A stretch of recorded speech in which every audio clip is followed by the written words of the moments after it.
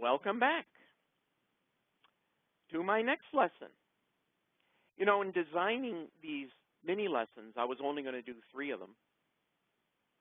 But then I thought red, yellow, green is so prevalent, the traffic light data reporting, that I need to deal with it as a separate topic. Reason being, a lot of you, I know, in your industry are held to percent compliance goals. And that's where they can especially be destructive. So, coupling it with the plotting the dots message, let's take a look at red, yellow, green. So, I've already explained kind of the first point. We got to be very careful, especially when you're given a bunch of goals to meet, that it can be very misleading. And as you saw in the case of the false data from last time, lots of action with no benefit.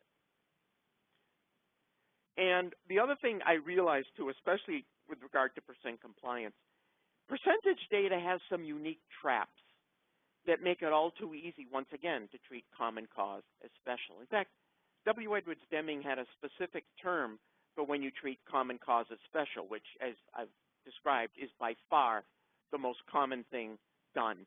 And he called that tampering. So, as a result of this video, I want you to be better prepared to understand the dangers of tampering inherent in traffic light tabular presentation of data. I want you to avoid the trap of always treating the difference between the actual performance and a goal, giving it a color. Isn't that treating that difference as a special cause? And I want you to be able to react appropriately to percent compliance goals. Because you have a goal and everything's a process, you have to say, given this goal, what are we perfectly designed to get? And as you're going to see, has nothing to do with the goal, as does, as you'll see in my next video, improving the situation has nothing to do with the goal. It's the process focus, not the goal focus. If you're not careful, especially given arbitrary goals, the goal becomes to meet the goal and not improve the process. All right, I do this exercise with classes, and I wish I could with you, but I can't. Envision a room of 75 people. And I do this exercise with them. I pass out coins, and for 75 people, I give them a goal. I say, okay, I'm going to give you, we're going to generate a KPI. You all know what those are, key process indicators.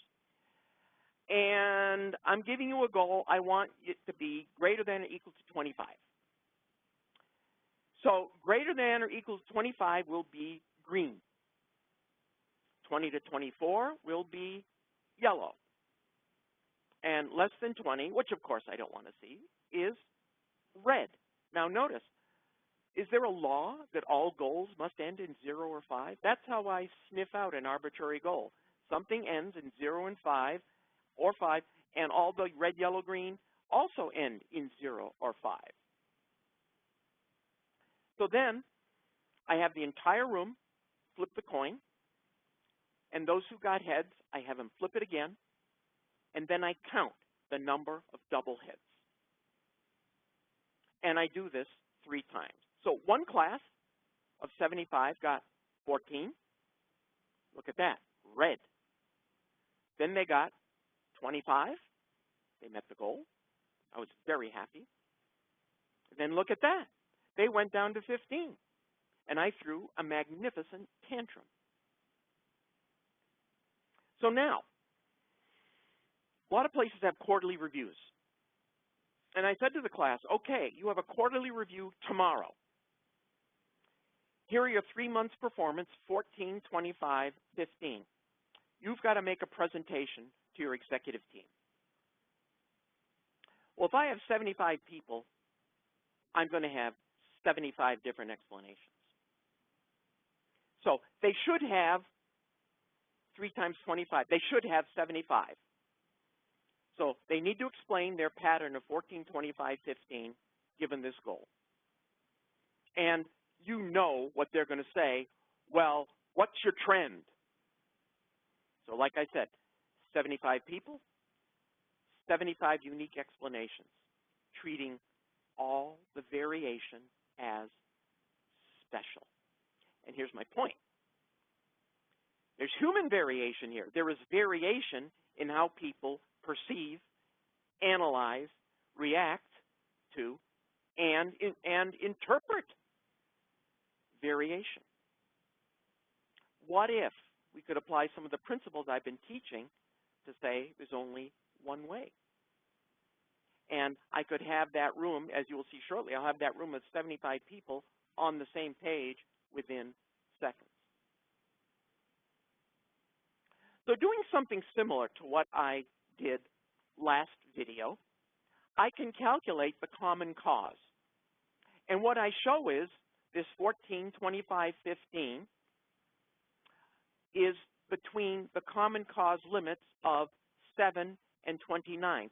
So given that we have 75 people, we flip a coin twice, count the number of double heads.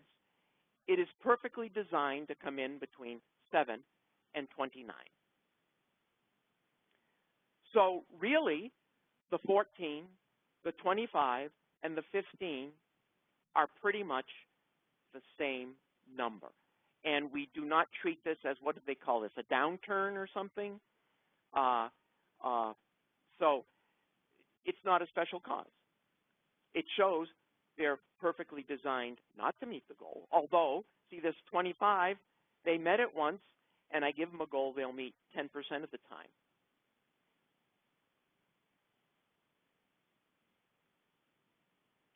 And the other thing I want you to notice is that red, yellow, and green are all between the common cause. So you see the potential for tampering.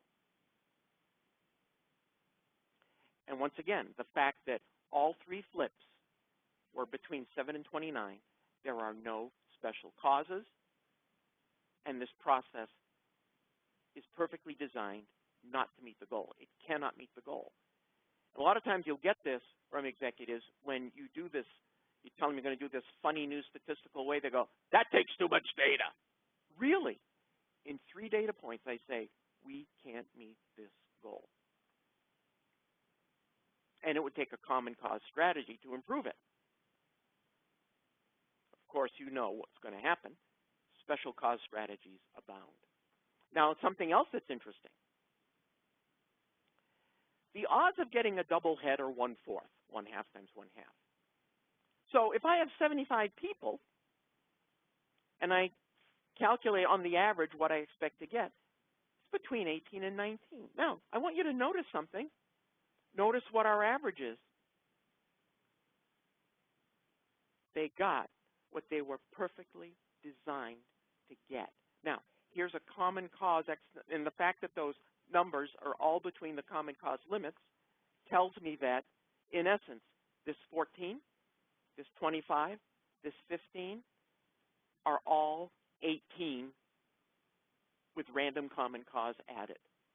They're the same number. We got what we were perfectly designed to get, and once again, the process is not capable.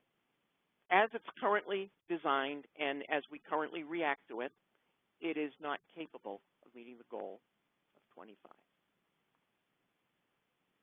It would take a common cause strategy. So,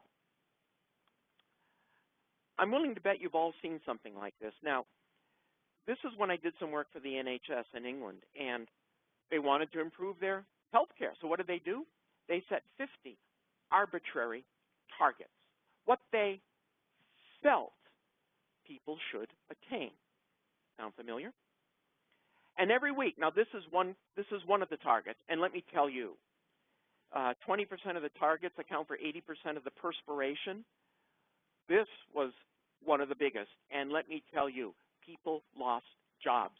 And what people had to do was report it every week. So every vertical column is a week of performance for all what were at the time 28 strategic health authorities. So each health authority had to report out every week, and at the end of the week, it was reported up to the health ministry.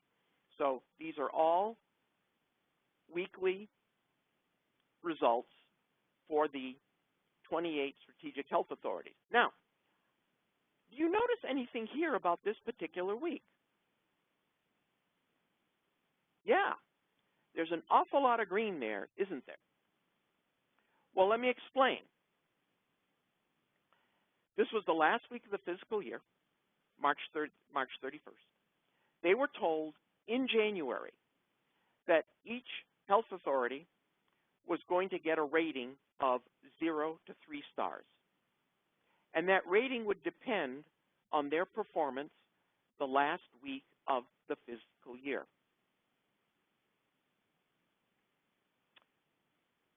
The moral of the story? Frightened people are very clever. There are 3 ways to get better results. One is improve the process, and that's the one I highly recommend. So what people did was they distorted the process. Now, this happened to be the time people waited in what's called an A&E, which is a cross between an urgent care and an emergency room. And a lot of the delay, and they wanted 90% of the patients to wait less than 4 hours. And a lot of the delay was getting people beds. So easily done, they canceled elective surgeries. Met the goal. That was one strategy. There were others. Somebody said, now the time starts when people come through the door, right? Right. They put a tent in the parking lot. Frightened people are very clever. And then what happens is the goal becomes to meet the goal. Well, I'd rather improve the process. Now, when all else fails, so you can distort the process, and when all else fails, fudge the numbers or fudge the definition of the number. So I would rather have you focus on the process. Think about it. How much of your effort becomes your goal is to meet the goal? So this happens to be Strategic Health Authority number 27. Now there's a column of numbers. And once I learned this, I can never look at a column of numbers again. Never. That means nothing. I've got to plot it. So here's the data, and everyone is 1 week. So there are, about 23 weeks of data in a run chart. So I can ask you, about 17 weeks, what's changed in 4 months? So in other words, do you see 6 successive increases or decreases? Do you see 8 in a row above the median, 8 in a row below the median? You see none of that. What's changed in 4 months? Nothing. And I'm sure when they got these 3 yellows in a row, I bet you there was some heat from above. Once again, treating that as special cause when, well, we don't know yet because I'm going to go ahead and get the process limits to see. And you said, but Davis, that first point, isn't that a special cause? Yes, it is. Just wait. So if we do the math on this, like I taught you last video, notice the first week is outside the limit. Of course it was a different process. People were fudging the data or the situation. So yes, it was a different process. But aside from that, look at all the rest of the data. It's all between the limits. And you see these 3 yellows that someone wanted to treat as a special cause? There's nothing special about them. Somebody might say, oh, good, look, we're trending up. It's not a trend, and it's between the limits. But the most important thing of all, I think, well, those are important too, is the average is 90.6. So I'm going to give you a new definition of meeting the goal. If the average is at the goal, you're meeting the goal. These folks were meeting the goal the entire time, And yet, half the weeks, they were below the 90, and people weren't happy. Well, as far as I'm concerned, they were meeting it. So with red, yellow, green, your green is a number you must never, never, never, never, ever go below. Well, my way of meeting the goal, that's not true. I just wanted to average that. Think about that. What is that costing people? What is reacting to all this common cause? See, red, yellow, green is, once again, is between the common cause limits. What is that costing you in terms of meeting, time looking for explanations that don't exist? Without saying it's common cause. Oh, wait a minute. Why don't we take all the non-compliances for the periods between the limits and slice and dice them? So you see, with percentages, especially a percent compliance, how do we treat every non-compliance as a special cause? When this says their process is perfectly designed to have 9.4% non-compliances. So when you're given a compliance goal, you must assess your process's performance vis-a-vis that goal. And yes, no special causes except for the first week. And by my definition, it's been meeting the goal of 90%. Oh, yes, and one more thing. 1 week can differ from the previous week by as much as 3.5%, using the moving range calculation I showed you in the last video. So I'd find these, 17 data points. I'd find the moving ranges, find the median of them, multiply it by 3.865, and it turns out to be 3.5%.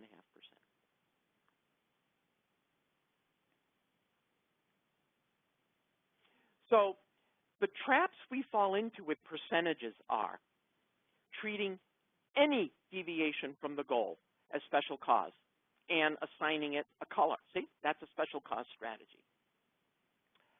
And if you must use a goal, then use the average for the goal reference. And use that, and the common cause around it is if you're meeting the goal, then the average and the common cause around it is your green area.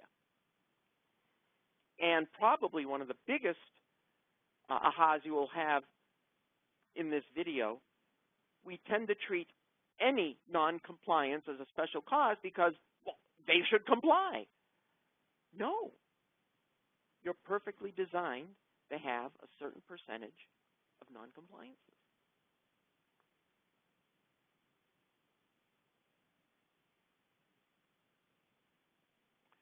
This is a true story. Someone, this was, I think, for physical therapy cancellations or no-shows or something, and they asked her to set a tough goal, and it was tough.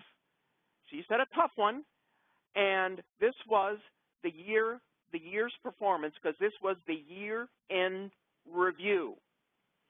And due to sheer dumb bad luck, she happened to get a red result. Well, you can guess where all the energy from that particular portion of the meeting is going to go. Now, let me show you what to do in the future when you're at one of these meetings, because I think as you're guessing from these videos so far, what they're doing is a waste of time. But you know what you can do? You can find the 12 months of performance and sketch a run chart. Now, it's only 12 data points, but it's all you've got. But now, I hope you're getting used to looking at these things. Do you look at that and bat an eyelash? And I hope by now you're saying, no, no. No 6 successive increases, decreases. No clump of 8 above the median, below the median. What's changed this year? And I'm sure she was trying to meet that goal. What's changed? Nothing. I bet you they were analyzing a lot of the individual no-shows, cancellations. And what's the result been? no change. Even further, let's now get the common cause limits. This is saying she's averaging 10%, by the way. She's meeting her goal. So it's perfectly designed for 10% and to meet the goal. Yet, in any one month, she will observe between 5 and 15, which is just statistical variation on 10. And 1 month can differ from the previous month by as much as 6.2. Now, here's where it gets interesting. I'm sure she got raked over the coals because of that red December and, what about all that effort and look what's gone on and this and that. Who knows? Maybe they set a tougher goal for the next year. Well, I happen to have the next year's performance, and I just tagged it onto this. There it is. What do you notice? Do you see any changes during this almost 2-year period? Well, do you see 6 successive increases, decreases? No. Do you see 8 in a row above the median, below the median? No. So she set a tougher goal and continued to perform to what she was perfectly designed to get. So now I got really curious, and I said to them, do you have any data before this? And they said, yes, we have the previous year's data. Oh, let me emphasize too. So with this new data, I recalculated the control limits. They were the same. A lot of classes teach you need 20, you need 30. Listen, I'll tell you something. You can even have 6, 7, 8, 10 points. It's going to be pretty darn close. As you see, I did it with 12. I got the same thing as when I did it with 21, 22. It's going to be pretty darn close. But now here it gets interesting when I ask for the previous year of data. And there it is. What's changed in 2.5 years? And I'm assuming no-shows and cancellations in PT is a huge cost. And I'm sure they've been doing things about it. But what does this tell you about the ultimate result? And if the goal is 10%, they've been meeting it for 2.5 years. They certainly haven't improved it. They haven't gotten worse either. And let's get the limits, common cause limits. Well, I'll be darned, it's almost 5 to 15% again. So was all this red, yellow, green drama really necessary? And what have all their efforts yielded?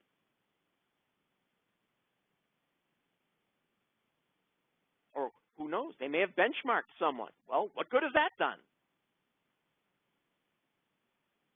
You're perfectly designed to get what you're getting.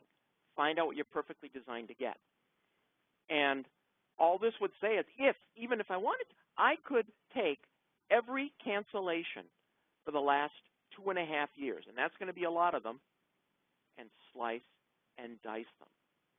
And that's going to get me a better result than any benchmarking and yet another arbitrary target where the goal will become to meet the target. What did I tell you about frightened people? So once again, I guess I'll call this my improvement equation. If you take a vague problem, plot some data over time, and have a data sanity aha, we're going to go a long way toward solving the right problem.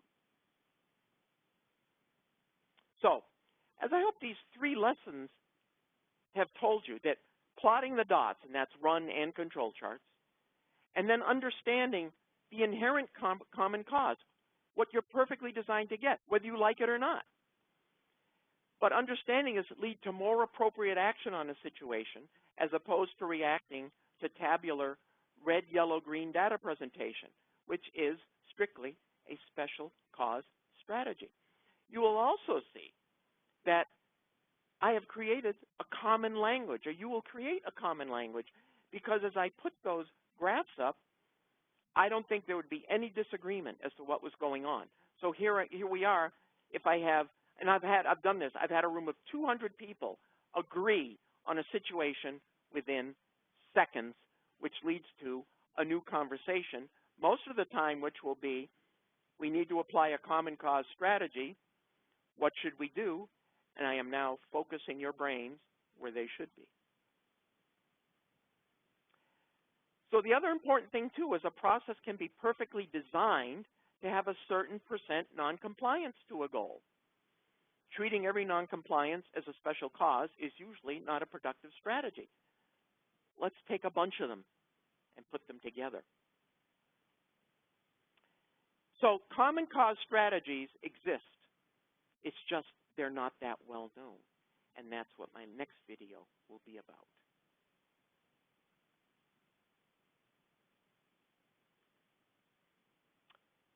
Thank you. You know how to find me? I would be delighted now to help each of you plot your first dot.